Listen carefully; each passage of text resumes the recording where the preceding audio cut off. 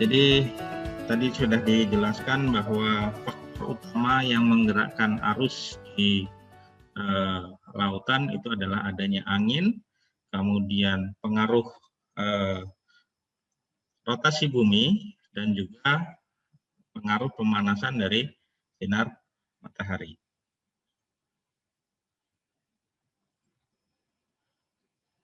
Nah, pengaruh rotasi bumi itu akan menyebabkan terjadinya gaya yang kita kenal sebagai gaya Coriolis. Kemudian faktor yang lain adalah adanya batasan benua di bagian barat yang kita kenal dengan nama Western Boundary Currents. Nah, pengaruh rotasi bumi dan ketemunya batas benua di bagian barat ini akan menyebabkan arus itu menjadi lebih kuat dan dia menyempit, terutama di bagian barat samudra atau di bagian timur benua. Nah, penyebab dari gaya Coriolis ini yang kita tahu bahwa dia akan membelokkan arah arus ke arah kanan itu di bagian bumi utara atau di bagian bumi utara Khatulistiwa dan berbelok ke kiri di bagian bumi selatan. Nah, pembelokan Coriolis ini juga akan menyebabkan terjadinya transport massa air yang kita ketahui sebagai transport Ekman. Perbedaan antara pola arus daerah yang ada pengaruh Coriolis dan batasan bawah benua itu akan terlihat seperti di gambar ini.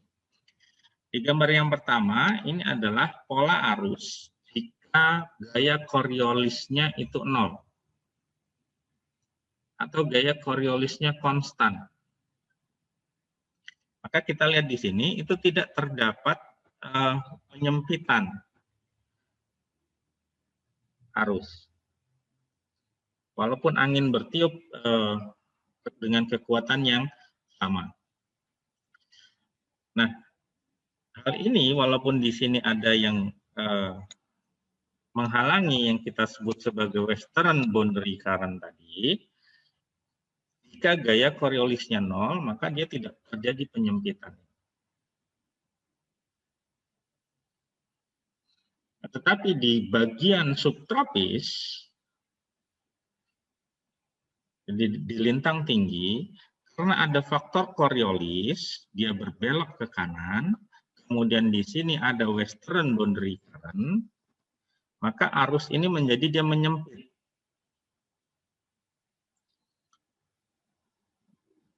Jadi arus yang tadinya berasal dari bagian timur misalnya,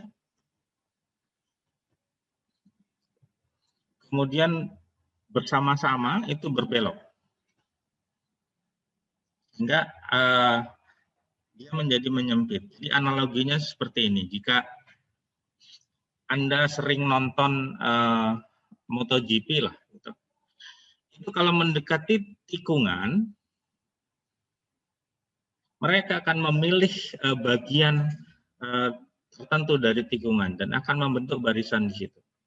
Walaupun jalannya lebar, tapi ketika saat menikung, mereka akan menggunakan satu line yang sama. Jadi prinsipnya hampir sama seperti itu. Jadi ketika dia berbelok, maka akan bertumpuk di sini. Nah, karena terjadi penumpukan, arusnya akan menjadi semakin kuat.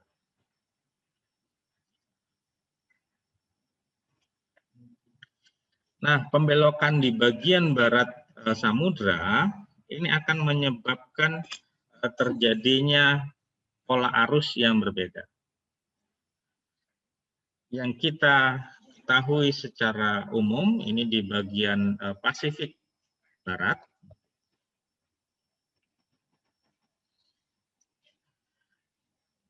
Ini ada pembelokan arus yang sangat kuat yang kita kenal dengan istilah Gulf Stream. Nah, ini terjadi tadi yang pertama karena adanya pembelokan ini karena Coriolis. Dan yang kedua, itu adalah western boundary current. Di samping itu juga, Gulf Stream ini terjadi arus yang berasal dari Pasifik Timur di bagian selatan ini. Di sini suhunya dia cenderung hangat. Sedangkan yang di utara, itu karena dia mengalir dari daerah kutub, maka airnya itu cenderung dingin.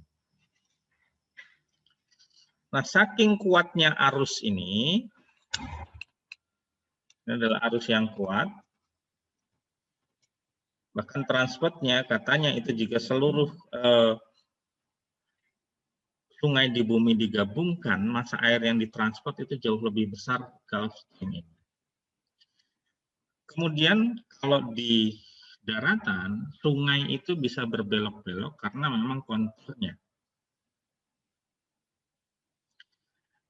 Nah, di sini aliran air ini juga berbelok-belok.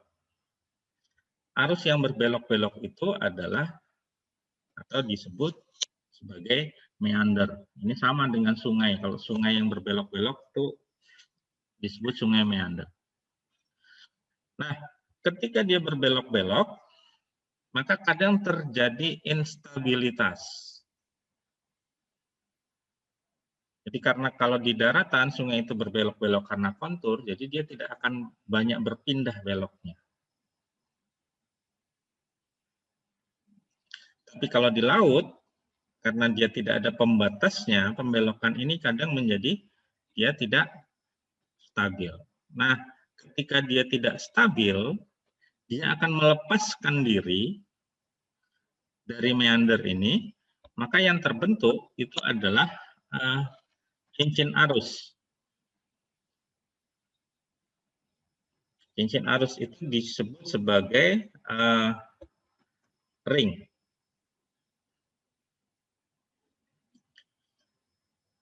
Nah, cincin arus ini arah perputarannya itu berbalik dari arah Gulf Stream-nya. Jadi kalau di sisi atas arah Gulf Stream-nya itu ke timur, dia bergeraknya ke barat. Ini arah arusnya ke barat. Yang di sini itu arah arusnya dia ke selatan. Jadi arah perputaran arus ini berlawanan dengan arah Gulf Stream-nya. Nah, kenapa ini bisa terjadi arahnya berlawanan? Karena yang terlepas itu memiliki sifat yang berbeda.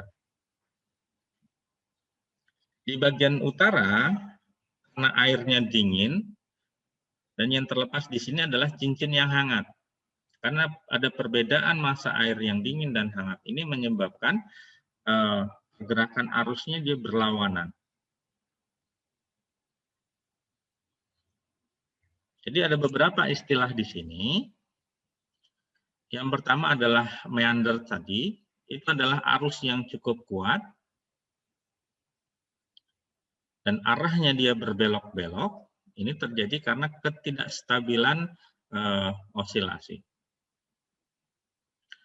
Kemudian yang kedua ada ring. Ring ini adalah sirkulasi edis yang kecil, yang dia memisahkan diri dari meanders, kemudian lama-kelamaan dia bisa menjadi besar. Arah pergerakannya bisa searah dengan pergerakan jarum jam atau bisa berlawanan dengan arah jarum jam. Ini tergantung dari ringnya apakah ring dingin atau ring panas. Nah, karena dia berisi air yang berbeda dari bagian stream tadi atau stream tadi, maka arah pergerakannya ini yang menyebabkan dia searah atau berlawanan dengan arah jarum jam. Nah, dampak dari adanya meander dan ring ini nanti akan menyebabkan adanya vertical transport. Ini nanti kita bahas selanjutnya. Jadi di sini hasil dari citra satelit ini menunjukkan adanya pergerakan massa air.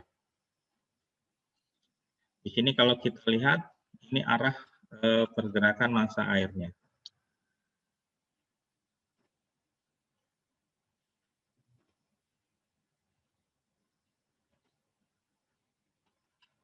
Ini adalah bentuk pergerakan massa airnya. Ini yang berbelok-belok seperti ini disebut sebagai meander. Di bagian bawah sini, ini suhu air cenderung lebih hangat. Di sini airnya lebih dingin. Nah, air yang lebih hangat, dia akan masuk ke bagian yang lebih dingin, pun sama dengan air yang lebih dingin ini, masuk ke bagian yang lebih. Nah, kemudian hasil belokan ini, ketika dia melepaskan diri, dia akan menjadi ring. Biasanya bagian atas, ringnya itu adalah ring air yang lebih hangat. Sedangkan di bagian bawahnya, ini adalah ring yang massa airnya lebih dingin. Nah, kalau massa air lebih dingin, arah perputarannya itu searah dengan perputaran jarum jam.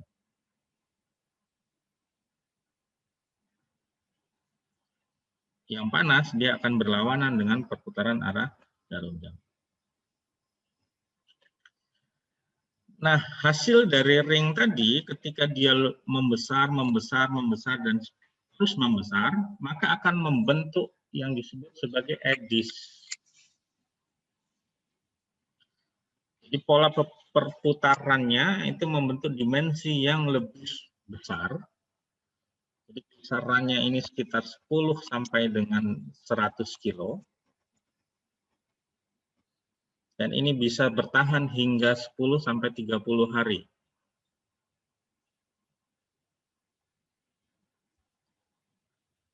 Sifatnya, kemudian dia akan apakah akan nantinya membentuk upwelling ataupun downwelling,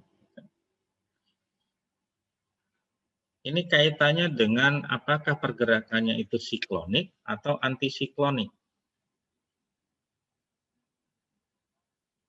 Apa itu siklonik dan antisiklonik dulu di oceanografi umum sudah saya jelaskan.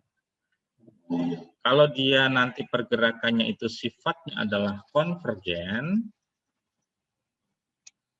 maka dia cenderung downwelling. Kalau pergerakannya itu divergen, maka dia akan membentuk upwelling. Nah, siklonik atau antisiklonik ataupun divergen atau konvergen ini tergantung dari gradien tekanannya mana yang dominan.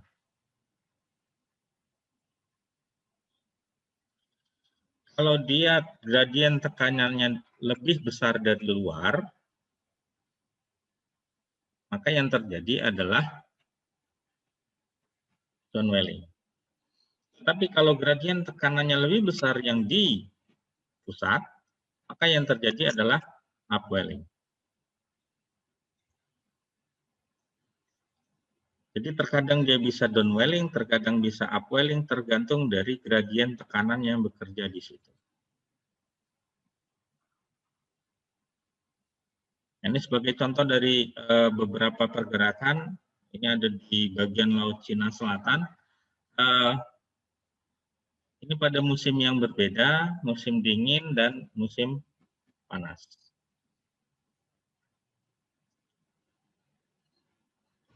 Secara umum, polanya ini hampir sama. Tapi yang membedakan adalah sifatnya nanti apakah dia upwelling atau downwelling. Karena pada musim panas dan musim dingin, nanti gradien tekanannya itu akan berbeda.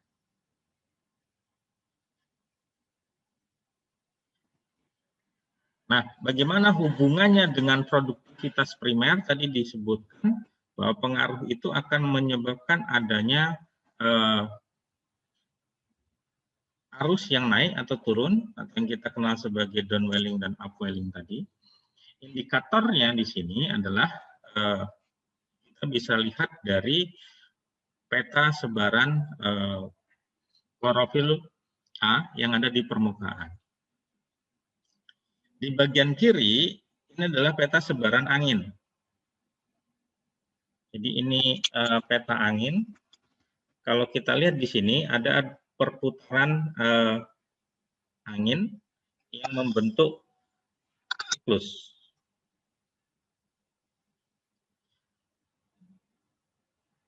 Nah, ini adalah Kalau di atmosfer dia membentuk front, di lautan dia membentuk eddies.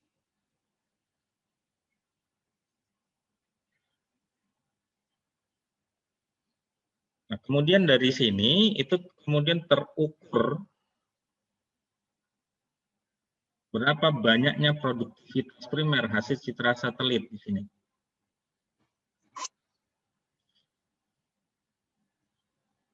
Ada daerah-daerah yang di pusat ini yang berwarna merah itu kandungan klorofilnya itu tinggi.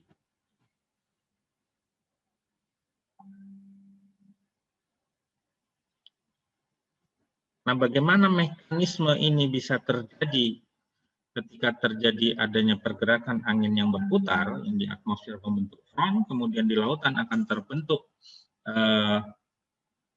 eddies, itu akan berdampak terhadap kandungan klorofil A yang tinggi di daerah tersebut.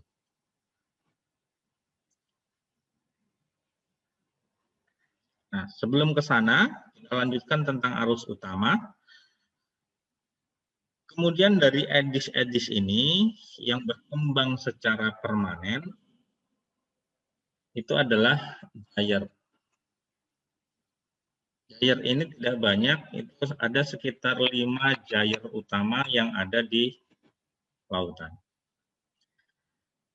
Nah, kalau eddies tadi lebih, jadi eddies itu lebih karena pengaruh angin dan Coriolis. Maka kalau ada faktor ketiga, di sini adalah bathymetry atau dasar lautan, bentuknya seperti apa, maka akan menyebabkan pola pergerakan yang secara terus-menerus. Pola pergerakan massa air ini yang kita kenal sebagai gyre. Jadi gambarannya di sini, ini potongan melintang dari Samudra Atlantik.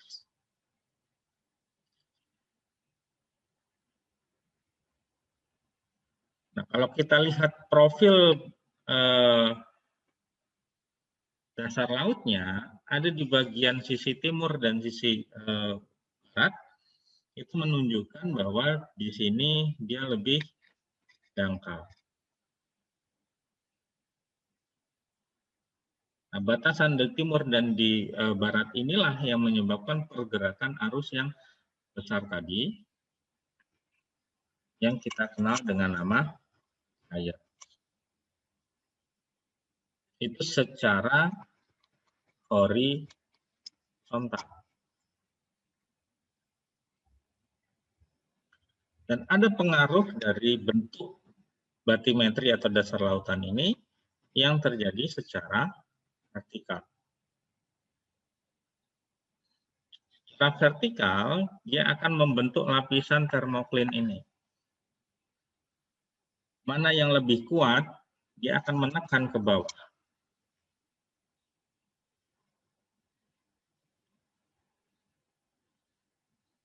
Karena di sini di bagian yang memiliki suhu yang dingin, Greenland di sini, nah, airnya dingin, itu densitasnya lebih besar. Densitas itu dipengaruhi oleh salinitas dan temperatur. Karena dia densitasnya besar, dia akan tenggelam di bagian sini. Setelah tenggelam, dia akan mendesak massa air laut, massa air lainnya. Nah, karena dia dipengaruhi oleh salinitas dan temperatur, maka pergerakan ini yang kita kenal sebagai sirkulasi termohalin. Jadi secara horizontal dia akan membentuk gyre yang cukup besar, secara vertikal dia akan menyebabkan terjadinya sirkulasi termohalin.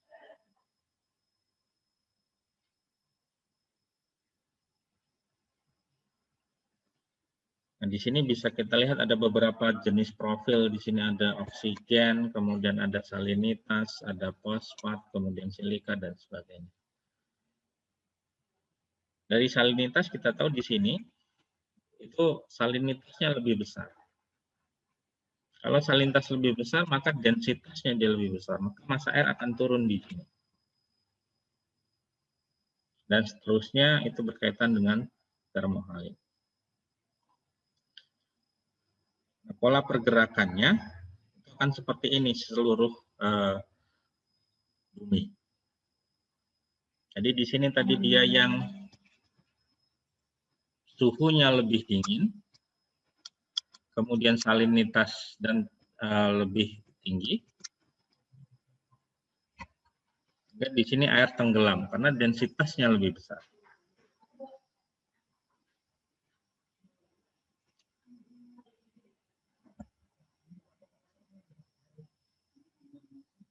Berkaitan dengan sirkulasi termohalin kita lewatin. Nah, dampak dari EDIS kemudian Gyre dan sirkulasi termohalin ini adalah adanya perubahan nutrien. Perubahan nutrien itu berasal dari lapisan yang dalam.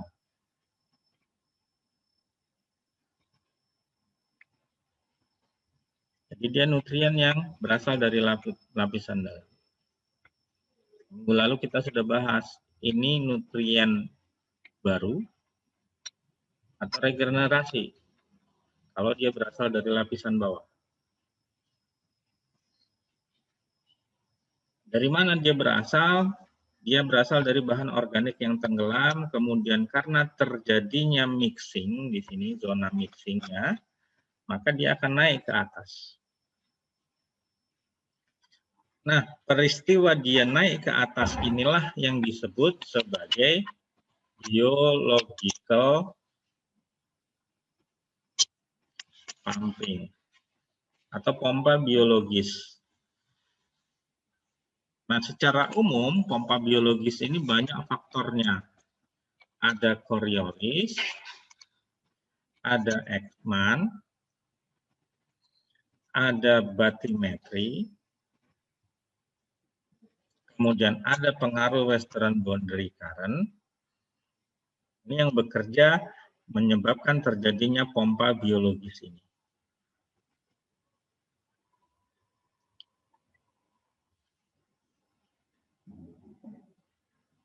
Jadi kalau kita gambarkan bagaimana mekanisme biological pumping ini terjadi, dari udara, karbon dioksida dan oksigen itu masuk secara difusi. Dimanfaatkan oleh fitoplankton, kemudian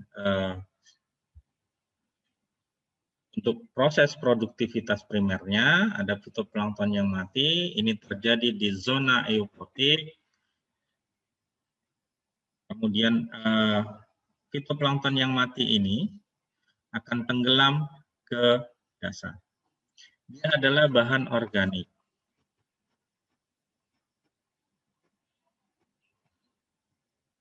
Bahan organik ini akan mengalami mineralisasi membentuk bahan anorganik. Ini adalah anorganik baru, bukan regenerasi.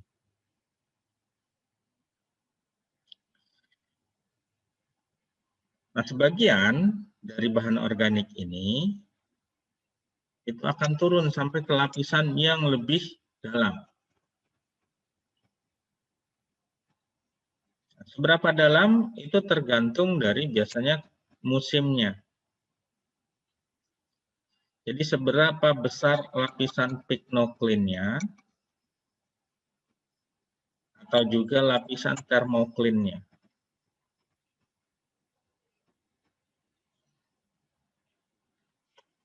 Semakin dalam pycnocline-nya, maka semakin dalam bahan organik ini larut.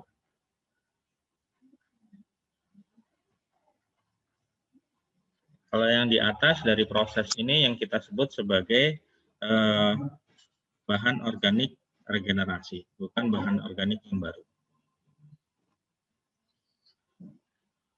Nah, biological pumping ini bisa kita lihat dari hasil pemetaan bagaimana konsentrasi nutrien, dalam hal ini adalah nitrat, yang bisa kita lihat di sini menunjukkan beberapa daerah itu konsentrasinya tinggi. Di sini tinggi, dan yang dilingkari itu adalah daerah yang miskin nutrien. Dia dikenal dengan nama atau dikenal sebagai istilah padang pasir di tengah laut. Dia miskin nutrien. Kalau kita lihat ini, daerah-daerah yang miskin nutrien ini adalah daerah yang merupakan pola pergerakan arus utama. Dalam ini adalah gyre utama. Jadi di sini ini adalah gyre utama yang ada di samudra ini Pasifik, ini Atlantik. Daerah di sini gyre ini daerah yang miskin. Tapi di luarnya itu adalah daerah yang kaya. Jadi bisa kita simpulkan bahwa gyre dan eddies itu biasanya di pusat sirkulasinya itu justru tidak menyebabkan produktivitas yang tinggi dari nutriennya. Tapi justru di daerah sekitarnya itu yang lebih tinggi nutriennya.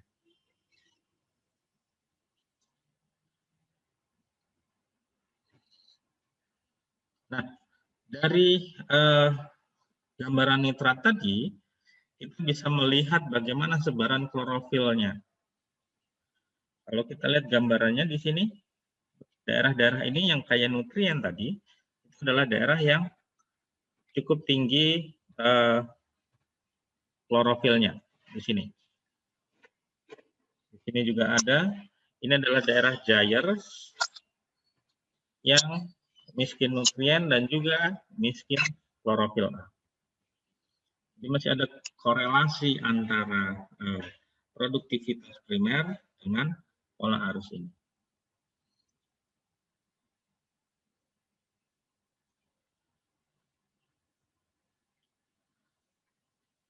Nah, bagaimana kita bisa mengetahui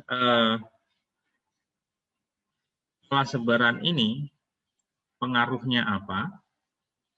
Di data ini berdasarkan data observasi di mana penelitian tentang kandungan nitrat.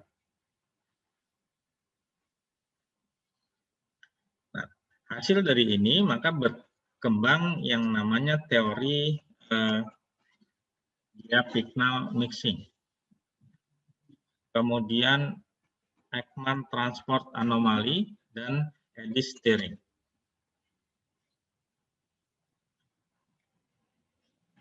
Kalau kita lihat profilnya secara horizontal di daerah sini, itu ada daerah yang tinggi sebaran nitratnya.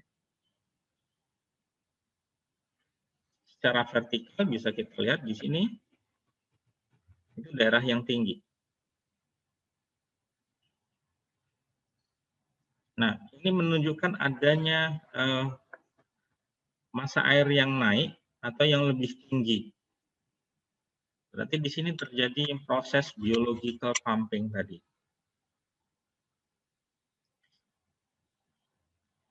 Mekanismenya karena ada campuran kemudian transport Ekman, maka yang bisa disimpulkan di situ terjadi adanya proses upwelling.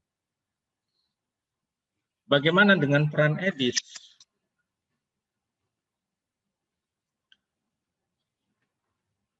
Sehingga dia bisa menyebabkan perairan itu menjadi oligotropik atau miskin gitu.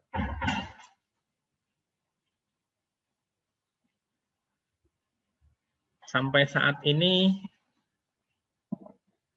belum banyak dipecahkan bagaimana peran eddies itu terhadap perubahan dari biological pumping tadi. Beberapa penelitian ini yang dilakukan oleh Jenkins dan Lewis, hasil pengukurannya, itu belum banyak menceritakan bagaimana peran transport dari EDIS yang bekerja terhadap sebaran nutriennya. Penelitian ini hanya bisa mengukur seberapa besar kandungan nitrogen atau nitrat yang terukur di permukaan.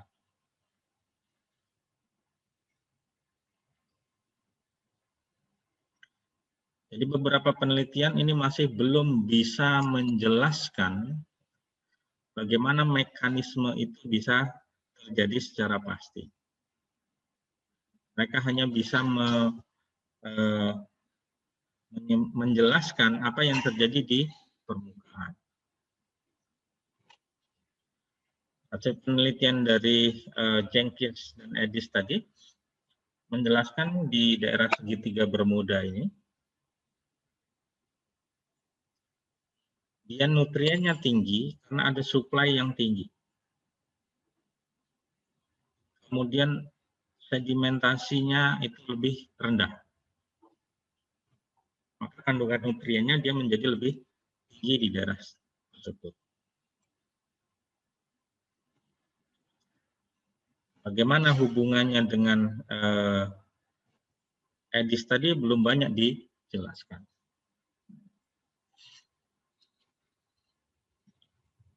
Nah, dalam skala yang besar, siklus biokimia ini bisa diduga dari hasil pengukuran.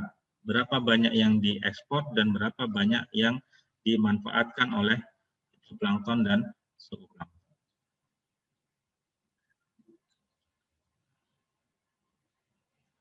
Yang bisa dilakukan hanya kita bisa menjelaskan bagaimana proses dari adanya EDIS ini yang menyebabkan transport nutrien. Kalau kita lihat di sini, ini adalah gambaran bagaimana layer-layer atau lapisan air, lapisan massa air yang berbeda. Dia berdasarkan isopiknalnya. Berdasarkan tinggi, kemudian gradien tekanan, dan densitasnya. Nah, kalau kita hubungkan dengan konsentrasi klorofil A-nya, polanya di sini, isopiknalnya, di sini ada bagian yang tinggi, yang berwarna hijau gelap ini. Di sini ada isopiknal yang berbeda.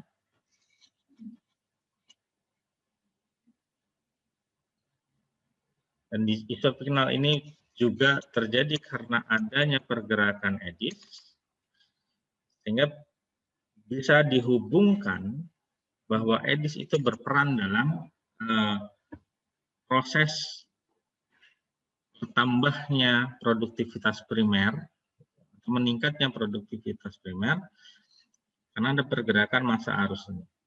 Tapi secara umum mekanismenya belum banyak dijelaskan secara pasti. Ini hasil pengukuran yang lain, beberapa parameter, ini temperatur di sini. Kemudian ini adalah nitrat, ini temperatur, ini nitrat, ini klorofil, ini adalah karbonnya. Nah, kalau kita lihat di sini, di bagian yang ekstrim ini, kita lihat di sini dari temperaturnya dia cenderung dalam. Berarti di sini lapisan termoklinnya itu lebih dalam.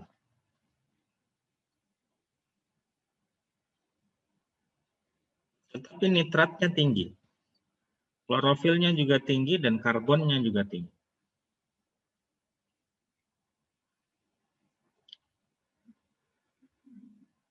Dari sini kita bisa menggambarkan bahwa EDIS ini yang bergerak itu akan menekan lapisan pignoklin,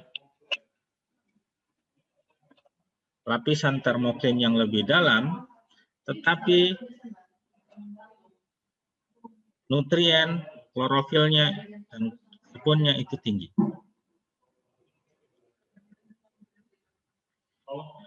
Nah, dari data ini kemudian coba dibuatkan konsep bagaimana pengaruh EDIS ini terhadap proses biological pumping. Kalau kita lihat gambarannya di sini, ini ada zona batasan zona mixing yang membatasi antara zona eupotik dan zona apotiknya.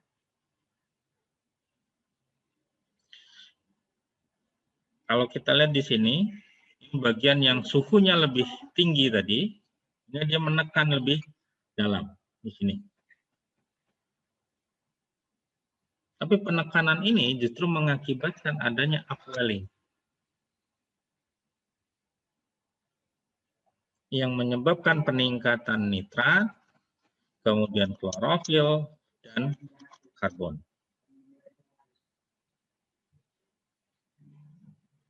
Nah, bagaimana daerah yang tertekan termoklinnya itu bisa menyebabkan terjadinya upwelling ini. Karena kalau kita ketahui EDIS itu sifatnya adalah sirkulasi secara horizontal, bukan secara vertikal.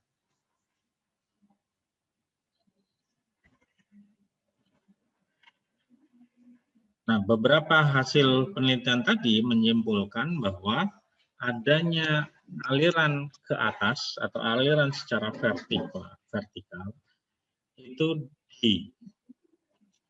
dipengaruhi oleh adanya EDIS yang lebih besar. Sehingga EDIS yang dalam skala yang lebih besar ini akan menyebabkan adanya vertical flux nutrien. Proses ini itu lebih banyak terjadi di musim dingin di daerah subtropis. Dia akan dibawa ke bagian zona eupotik tadi.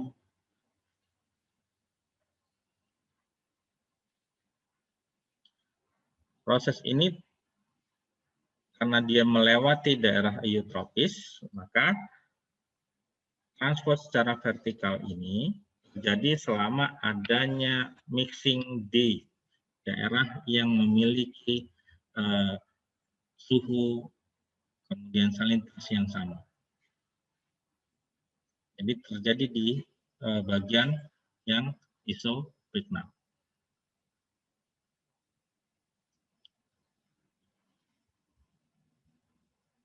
Nah, karena ini belum banyak penelitian yang menjelaskan tentang bagaimana proses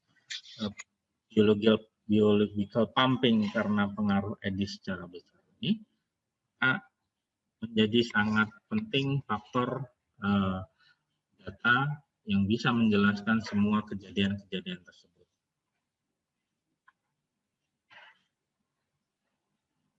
Hubungannya dengan data ini, ada beberapa proses data yang di sini ada daerah yang kosong.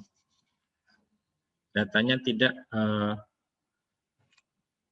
tercover. Sehingga belum bisa menjelaskan bagaimana peran EDIS ini kaitannya dengan biological pumping tadi. Kondisi yang kosong itu yang kita kenal sebagai undersampling.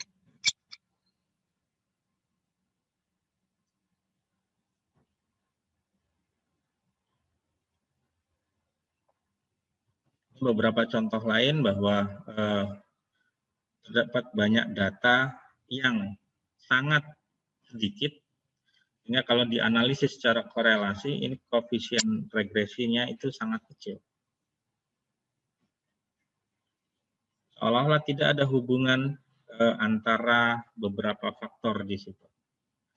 Karena regresi yang kecil inilah tadi sebagian menyebutkan bahwa bagaimana peran EDIS terhadap biological pumping ini yang belum banyak bisa dijelaskan.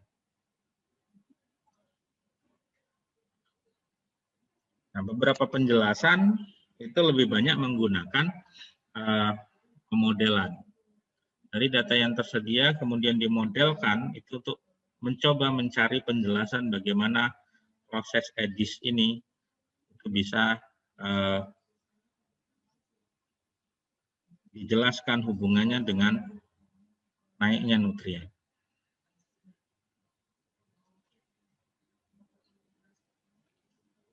Ini hasil pemodelan bagaimana suplai nutrien dalam hal ini adalah nitrat. Berdasarkan yang pertama datanya adalah data altimetri. Jadi dari satelit altimetri kemudian dibuat model untuk bisa menjelaskan bagaimana suplai nutrien. Kalau kita lihat gambarannya di sini masih sangat kasar sekali bagaimana bentuk penambahan nutriennya. Dari hasil model ini bisa disimpulkan bahwa EDIS itu berperan dalam peningkatan nitrat.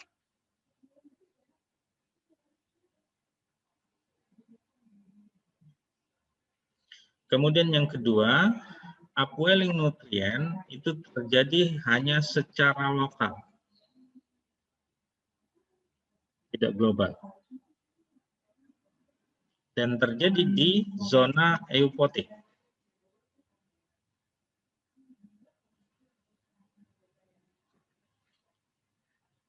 Dan di situ massa air harus masuk dulu ke dalam siklus atau perputaran EDIS-nya, baru kemudian terjadi upwelling.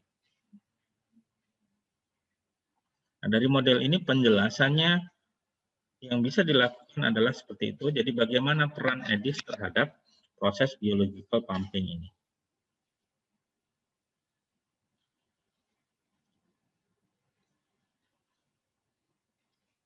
Jadi ini contohnya, ini hasil dari pemodelan tersebut. Ini yang dimodelkan di sini di segitiga Bermuda.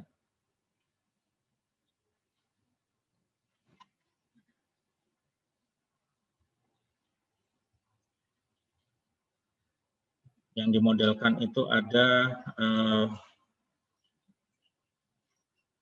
4 faktor.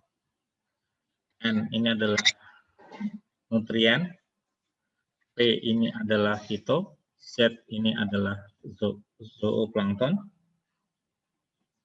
D ini adalah sedimennya. Jadi bagaimana hubungan ini akan menyebabkan terjadinya peningkatan nutrien yang kemudian diikuti oleh peningkatan fitoplankton atau produktivitas primer yang dilihat dari jumlah klorofil A-nya. Ini model matematisnya.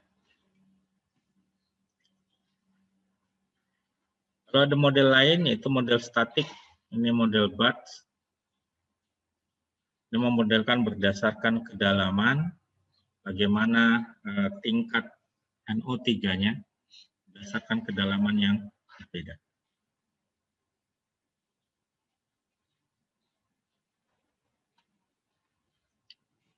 Hasil modelnya seperti ini, ada ini adalah tinggi muka air. Jadi di sini kita bisa tahu mana yang lapisan termoklinnya. Jadi ketinggian air di sini berarti di sini adalah titik terjadinya termoklin yang lebih dalam. Kemudian di sini kandungan klorofilnya. Kita lihat di bagian yang termoklin ini yang ada peningkatan.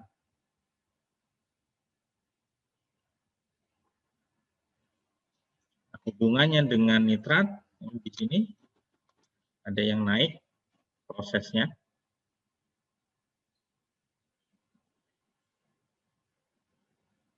Jadi di sini ada yang peningkatan terjadi karena adanya vertical mixing. Ini hasil model yang menjelaskan bagaimana proses dari EDIS tadi.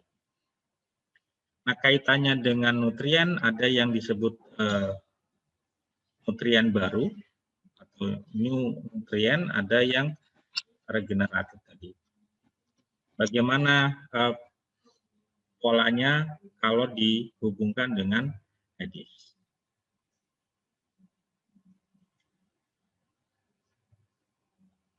Jadi di sini proses EDIS ini akan menekan lapisan termoklinnya. Kemudian EDIS ini akan menyebabkan adanya perputaran. Sehingga arah air, kalau yang di bagian sini, karena ini simbolnya adalah silang, maka arah airnya masuk ke dalam. Yang di sini airnya keluar. Ini di bagian lapisan mixing. Nah, bagian yang arah arusnya ke luar, ini menyebabkan terjadinya penambahan nutrien baru. Sedangkan yang bagian yang arusnya itu masuk ke dalam, itu tidak terjadi penambahan nutrien.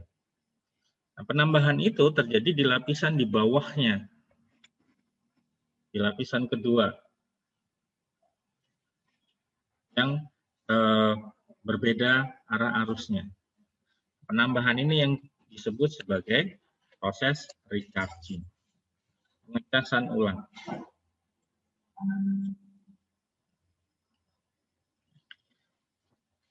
Nah, di sini dia masa airnya tenggelam, di sini masa airnya naik. Pertama adalah kandungan nutriennya.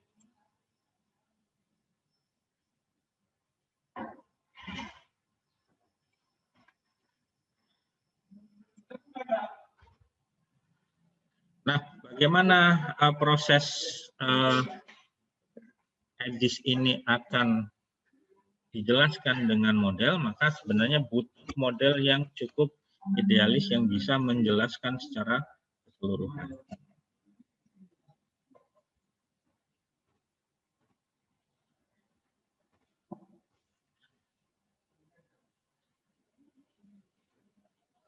Nah, model-model ini cukup susah untuk dilakukan karena membutuhkan resources yang cukup besar. Jadi bisa menjelaskan dari gambaran model ini, itu ada produksi baru dari nutrien, ini adalah fitoplanktonnya. Di gambarannya seperti ini hasil modelnya. Ini ada beberapa rings, dalam aliran ini membentuk seperti EDIS, yang kemudian menjadi ring-rings kecil. Jadi di hari ke-14 ini baru terbentuk meanders, kemudian hari ke-22 ya terbentuk rings. Dan di daerah rings, pinggir rings inilah terjadi peningkatan nutrien yang diikuti dengan peningkatan plankton.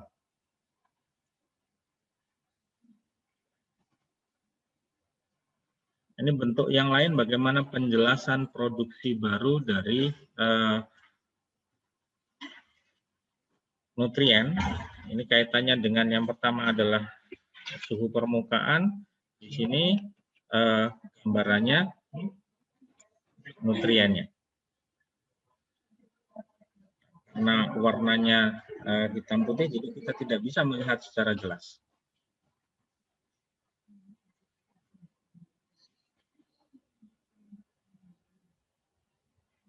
Nah, ini bisa kita lihat di sini ada hubungan yang hampir sama dari bagaimana nutrien yang ada di lintang yang berbeda. Jadi ini masih contoh tadi modelnya.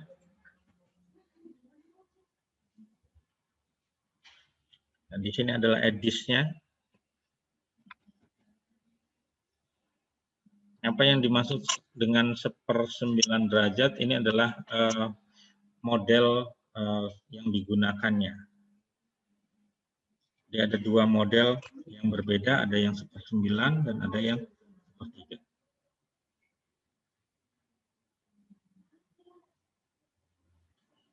Nah, hasil model ini menunjukkan adanya pengaruh stratifikasi dari masa air.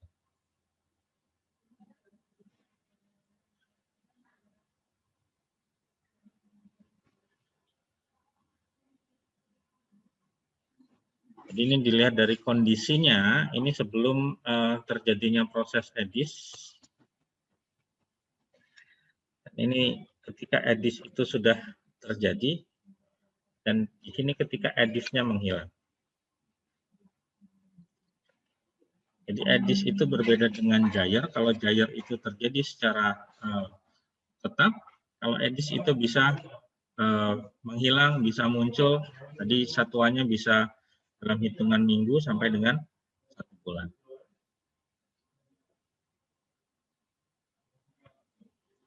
Ini kandungan klorofilnya, ini kandungan nitratnya.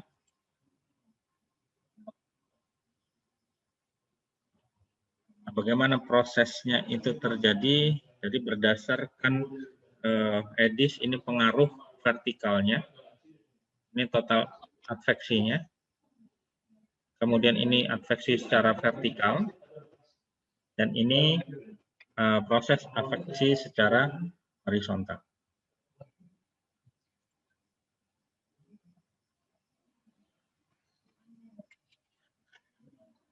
Jadi secara umum EDIS itu pengaruhnya itu melalui proses pengadukan. Jadi bagaimana mekanisme ini bisa dijelaskan? Anda coba buat eksperimen, Anda buat 1 gelas kopi, kemudian Anda aduk dengan sendok secara berputar terus. Anda nanti lihat bagian mana yang arasnya itu akan naik, dan bagian mana yang arasnya akan turun. Tapi pengadukannya jangan sampai ke dasar. Jadi di bagian atas Anda buat kopi atau buat susu, buat teh, Anda aduk secara perlahan, terus-menerus agak lama, sampai terlihat adanya perputaran air. Kemudian bisa dilihat bagiannya mana yang agak tenggelam, kemudian ada yang naik.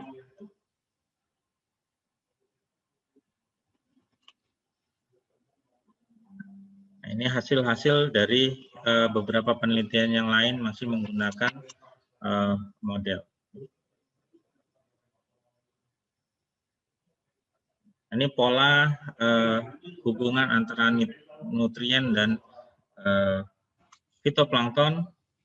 Ini juga berdasarkan hasil model yang dimodelkan berdasarkan beberapa parameter, terutama adalah ketika terjadi proses EDIS-nya.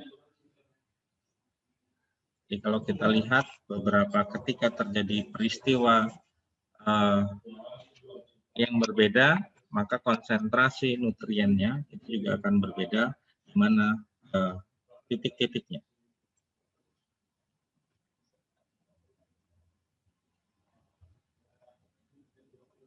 Nah, ini berdasarkan tadi apa bedanya yang 10 hari, 30 hari, dan 60 hari berdasarkan pemodelan tadi. Berapa banyak yang disimpan dan beberapa banyak yang dilepaskan. Ini lapisannya berbeda. Sehingga secara umum dari hasil penelitian itu bisa disimpulkan bahwa EDIS itu menyebabkan terjadinya pompa biologis atau biological pumping.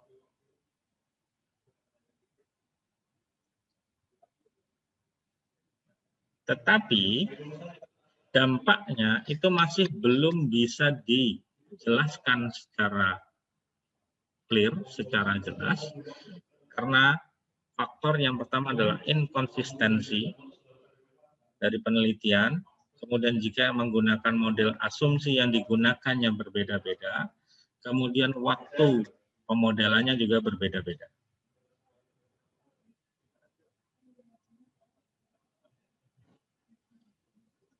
Kemudian yang kedua, vertikal pumping karena faktor eddy ini itu belum bisa menjelaskan atau memecahkan permasalahan yang diperoleh dari hasil pengamatan lapangan secara langsung.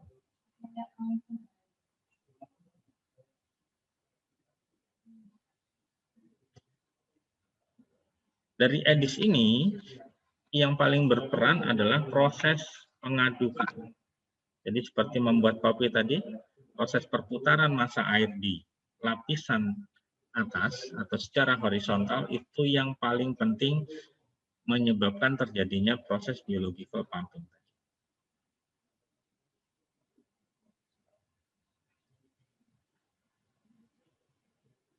Kemudian EDIS itu ada kaitannya dengan angin. Dan terjadi secara submesoscale. Submesoscale itu artinya dia skalanya bisa mulai dari puluhan hingga ratusan kilometer. Kalau mesoscale itu adalah giant.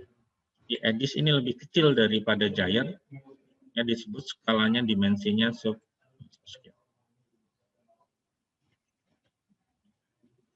Nah, dari teori-teori tadi dan kesimpulan secara umum, jadi yang terjadi adalah seperti ini.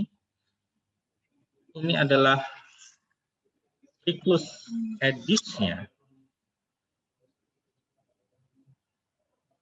Ada angin yang bergerak di sini. Kemudian karena Coriolis dia berbelok. Karena berbelok itu menyebabkan transport Ekman yang arahnya adalah 90 derajat dari angin. Kita ingat aturan kembali. Nah, ada massa air yang berpindah. Ada yang downwelling, ada yang upwelling. Disinilah yang naik ini terjadi biological pumping.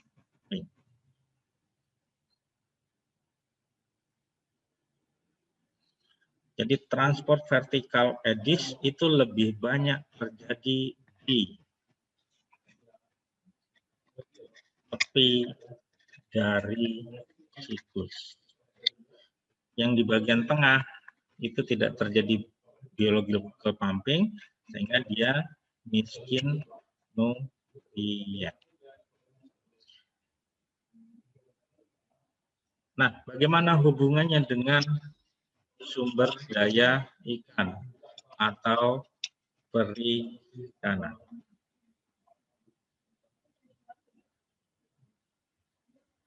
Di mana daerah penangkapan ikannya?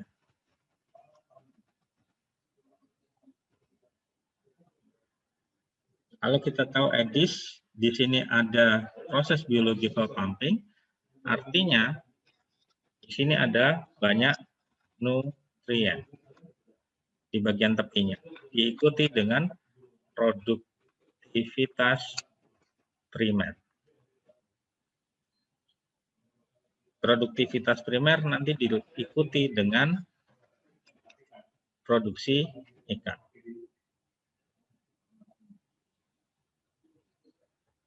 Pertanyaannya adalah, benarkah daerah penangkapan ikan atau daerah produksi ikan itu ada di tepi atau bagian luar EDIS?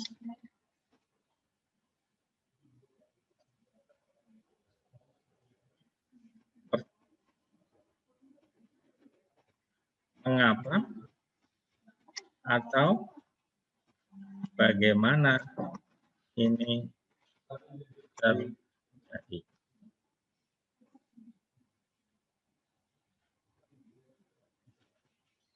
Nah, coba Anda jawab pertanyaan ini, lalu Anda buat dalam bentuk markup. Kemudian nanti diunggah di vClass. Jawabannya, Anda tonton lagi webinar yang pematerinya adalah Letkol Gentio Harsono. Anda tonton lagi YouTube-nya, masih ada itu. Ini beliau banyak menjelaskan bagaimana EDIS ini kaitannya dengan perikanan. Di mana? Di bagian tepinya kah? Atau bagian tengahnya kah? Dan sebagainya. Ada penjelasannya di situ. Ya, Anda tonton lagi, Anda sarikan untuk menjawab pertanyaan. Oke, kira-kira itu untuk hari ini berkaitan dengan EDIS dan produktivitas primer yang dimulai dengan proses pompa biologis. Minggu depan kita akan coba untuk menyatukan dari yang semua sudah kita bahas dari awal, dari mulai produktivitas primer, sebaran klorofil, hingga pengaruh EDIS ini, kaitannya dengan nanti daerah penangkapan ikan. Ya, apa hubungannya semua faktor yang sudah dijelaskan dari pertemuan pertama dengan saya sampai hari ini, nanti akan kita elaborasi di bagian lain dari pertemuan kita, insya Allah minggu depan. Untuk hari ini, sebelum saya tutup, ada pertanyaan? Walaupun sempat terputus tadi karena faktor koneksi.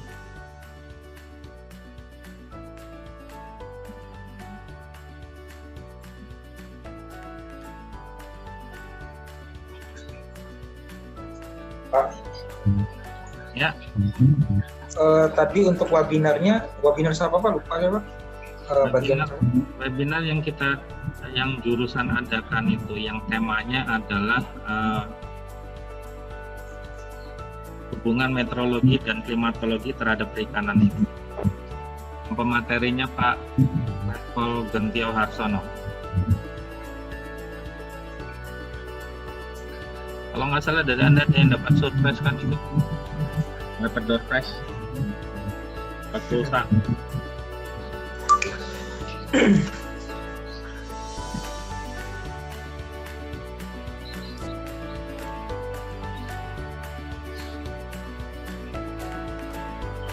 Kalau tidak ada, berhubung waktunya juga sudah lewat, terima kasih atas perhatiannya. Saya akhiri. Assalamualaikum warahmatullahi wabarakatuh. Waalaikumsalam. Waalaikumsalam warahmatullahi wabarakatuh. Nanti hasil rekaman ini bisa Anda lihat lagi di kelas. Terima kasih Pak. Terima kasih Pak.